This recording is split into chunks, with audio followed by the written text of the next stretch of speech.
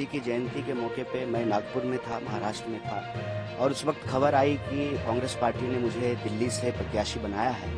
तो मैं दिल्ली की जनता का आभार व्यक्त करना चाहता हूं, उनको कोटि कोटि धन्यवाद देना चाहता हूं। मैं आभार व्यक्त करना चाहता हूं दिल्ली प्रदेश कांग्रेस कमेटी के हमारे सभी कार्यकर्ताओं का, सभी नेताओं का, सभी पूर्व विधायकों का, सांसदों का, मंत्रियों का, कि उन्होंने ये फैसला लिया है। इससे एक जो है मैसेज जाएगा देश में कि हम मजबूती से जो है लोकसभा चुनाव लड़ रहे हैं। क्या आप जानते हैं कि कांग्रेस ने उत्तर पूर्व दिल्ली संसदीय क्षेत्र से अभिनेता से राजनेता बने मनोज तिवारी का मुकाबला करने के लिए आग उगलने वाले युवा नेता कन्हैया कुमार को उम्मीदवार घोषित किया है। इस घोषणा के साथ ही टुकड़े टुकड़े गैंग जैसे शब्द बीजेपी के चुनाव प्रचार में फिर से आ गए हैं। नमस्कार, आप देख रहे हैं एयर। कांग्रेस ने दिल्ली में आम चुनाव के लिए अपने 3 उम्मीदवारों की घोषणा की थी, जिसमें कन्हैया के अलावा चांदनी चौक से पूर्व सांसद जेपी अग्रवाल और उत्तर पश्चिम से उदित राज को मैदान में उतारा गया है। जबकि बीजेपी खेमे में अग्रवाल और राज की उम्मीदवारी पर ज्यादा हंगामा नहीं हुआ, लेकिन कन्हैया को टिकट दिए जाने से बीजेपी पुरानी पार्टी पर हमलावर हो गई है, क्योंकि पूर्व छात्र नेता पिछले आधे दशक से दक्षिणपंथी पार्टियों का प्रमुख राजनीतिक निशाना बने हुए हैं।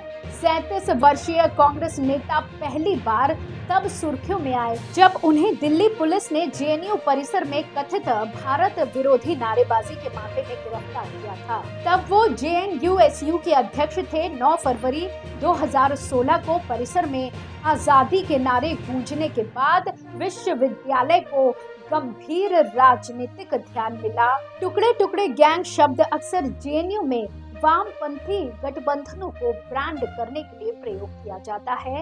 ये उन नारों के बाद गढ़ा गया था और अब इसका इस्तेमाल बीजेपी द्वारा मौजूदा चुनावों में कन्हैया को निशाना बनाने के लिए किया जा रहा है। टीएमसी नेता साकेत गोखले द्वारा गृह मंत्रालय में एक आरटीआई आवेदन दायर किया गया, जिसमें टुकड़े टुकड़े गैंग के विवरण के बारे में पूछताछ की गई और क्या इसे गैर कानूनी गतिविधि रोकथाम अधिनियम के तहत प्रतिबंधित किया गया है। मंत्रालय ने जनवरी 2020 में अपने जवाब में कहा कि उसके पास टुकड़े टुकड़े गैंग से संबंधित कोई जानकारी नहीं। कांग्रेस ने उत्तर पूर्व दिल्ली से टुकड़े टुकड़े गैंग के नेता कन्हैया कुमार को लोकसभा का टिकट दिया है, जिन्होंने भारतीय सेना को बलात्कारी कहा।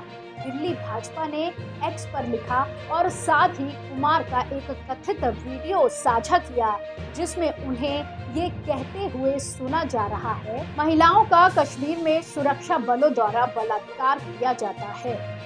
दिल्ली भाजपा के अध्यक्ष वीरेंद्र सचदेवा ने उत्तर पूर्व दिल्ली सीट पर प्रतियोगिता को सनातन और भारत विरोधी लोगों के बीच की लड़ाई के रूप में देखा। सचदेवा ने कहा, कन्हैया कुमार जो भारतीय सेना के खिलाफ है और देश की अखंडता के लिए खतरा है, उन्हें टिकट देकर कांग्रेस का असली चेहरा सामने आ गया है। कांग्रेस और आपको जवाब देना चाहिए कि उन्होंने टुकड़े टुकड़े गैंग के प्रतीक कन्हैया कुमार को टिकट क्यों दिया।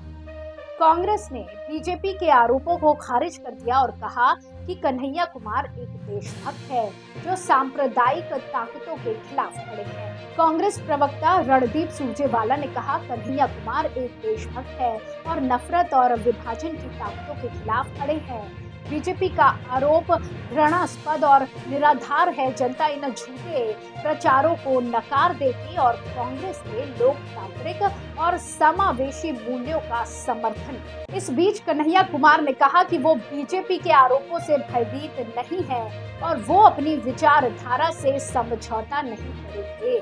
उन्होंने कहा, मैं बीजेपी के आरोपों से डरने वाला नहीं हूँ, मैं अपनी विचारधारा से समझौता नहीं करूँगा।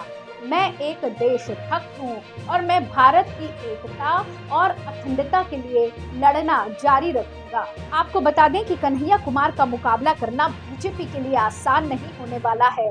वो जमीनी स्तर पर एक मजबूत नेता है और युवाओं के बीच उनकी बड़ी फैन फॉलोइंग है। हालांकि ये देखना बाकी है कि क्या कांग्रेस उत्तर पूर्व दिल्ली सीट पर जीत हासिल कर पाएगी, जो पारंपरिक रूप से भाजपा का गढ़ है। हालांकि बीजेपी द्वारा कन्हैया कुमार को देशद्रोही के तौर पर पेश करके ध्रुवीकरण की राजनीति कर रही है।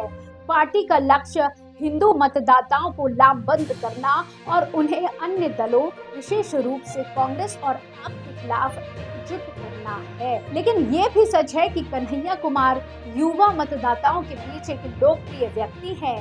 बीजेपी उनके उम्मीदवार के रूप में उनकी अपील का मुकाबला करने के लिए उन्हें देशद्रोही के रूप में पेश करने की कोशिश कर रही है। वहीं बीजेपी का टुकड़े टुकड़े गैंग विवाद का उपयोग धर्मनिरपेक्ष मतदाताओं को ध्रुवीकृत करने के लिए किया जा रहा है। पार्टी का तर्क है कि जो लोग कांग्रेस या आप का समर्थन करते हैं वे देश के प्रति वफादार हैं।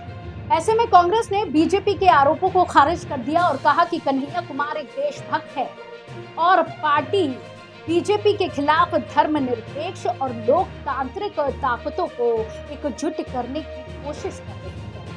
कांग्रेस का तर्क है कि बीजेपी देश को विभाजित करने और नफरत फैलाने की कोशिश कर रही है। बाकी कन्हैया कुमार की उम्मीदवारी और टुकड़े टुकड़े गैंग विवाद का उत्तर पूर्व दिल्ली सीट पर चुनाव पर महत्वपूर्ण प्रभाव पड़ने की संभावना है। बीजेपी ध्रुवीकरण की राजनीति खेलने और हिंदू मतदाताओं को लामबंद करने की कोशिश करेगी। कांग्रेस बीजेपी के खिलाफ धर्मनिरपेक्ष और लोकतांत्रिक ताकतों को एकजुट करने की कोशिश करेगी। देखना बाकी है कि उत्तर पूर्व दिल्ली के मतदाता किसे अपना समर्थन देंगे। इसी तरह की और खबरों के लिए जुड़े रहिए एयर न्यूज के साथ। धन्यवाद।